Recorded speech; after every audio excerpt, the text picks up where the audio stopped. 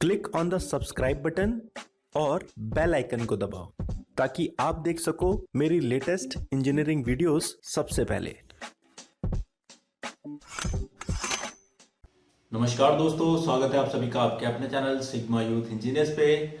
मेरा नाम है विपिन यादव और आज के इस वीडियो में मैं बताऊंगा आपको प्रोडक्शन इंजीनियर के लिए आप रेज्यूमे कैसे बना सकते हैं।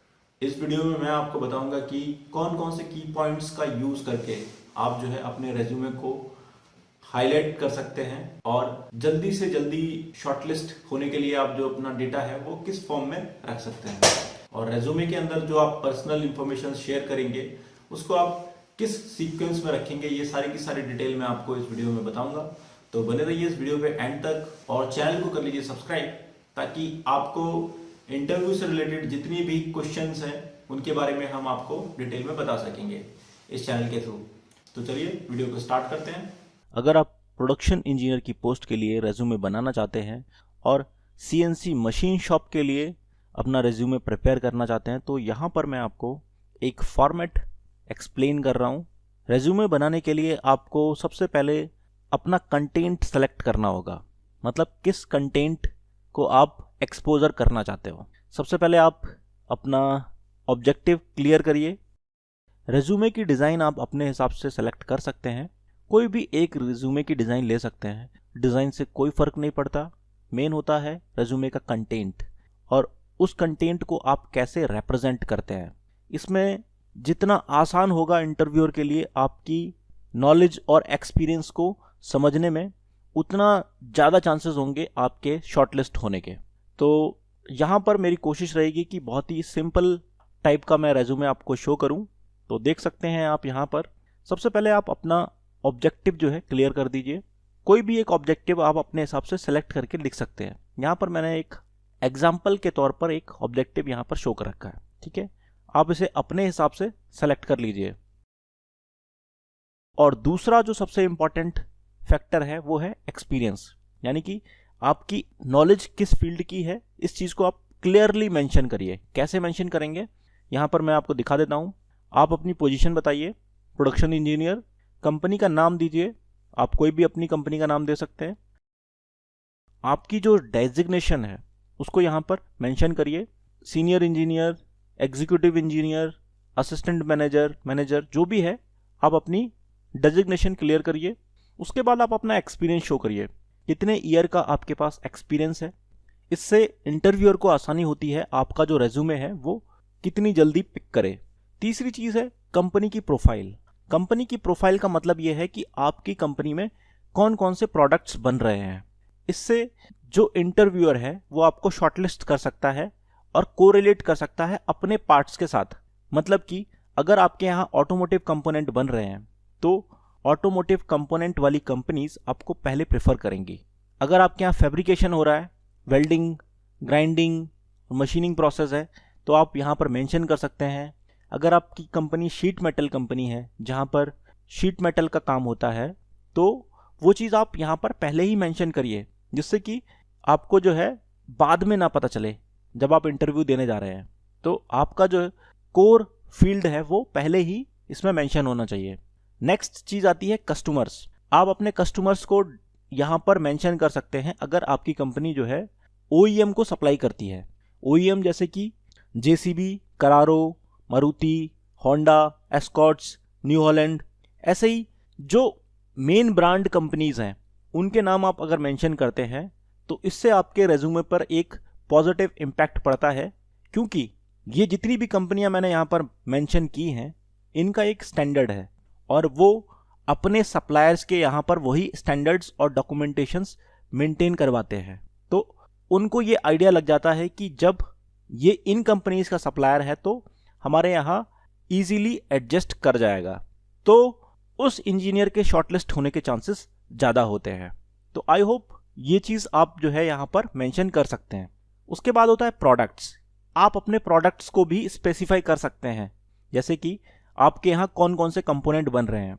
यहाँ पर मैंने कुछ कंपोनेंट्स मेंशन किए हैं, जैसे gear shifter, gear levers, front wheel hub of tractors, gear housing, coupling, cones, exhaust systems, brakes, disc, covers.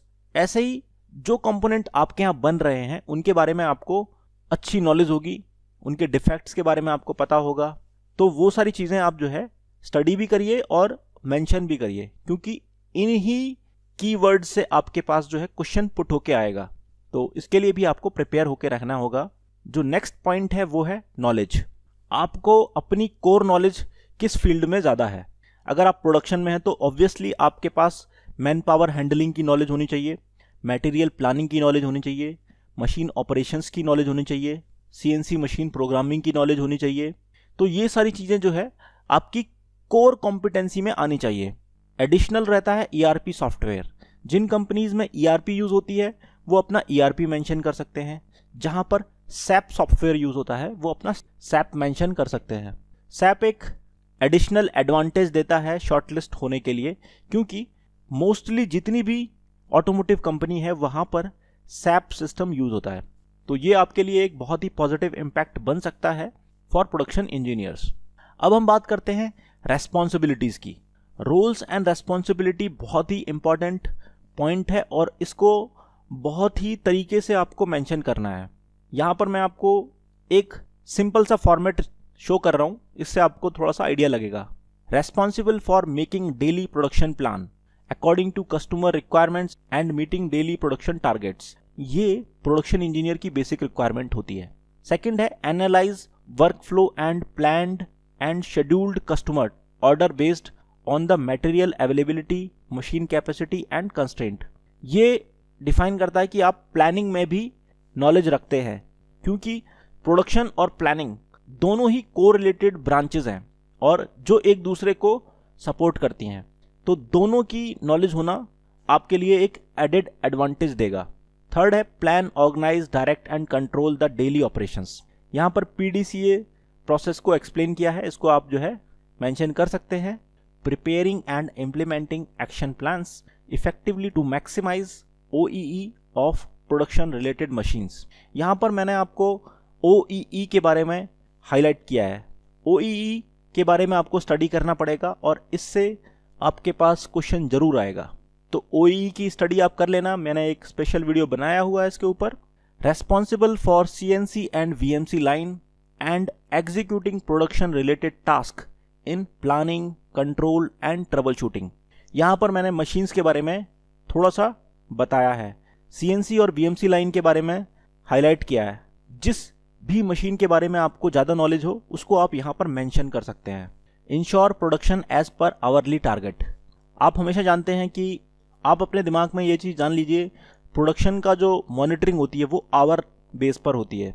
तो ये चीज़ आप यहाँ पर मेंशन कर भी सकते हैं या नहीं भी कर सकते हैं।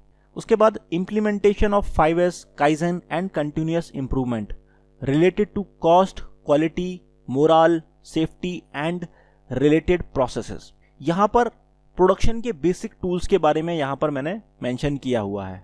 तो ये चीज़ें आप जो है हमारी दूसरी वीडियोस में भी पता कर सकते हैं और आपको थोड़ा और डीप में नॉलेज मिल जाएगी। बाकी इन चीज़ों के लिए आपको पहले से प्रिपेयर होकर रखना पड़ेगा अपने आप को।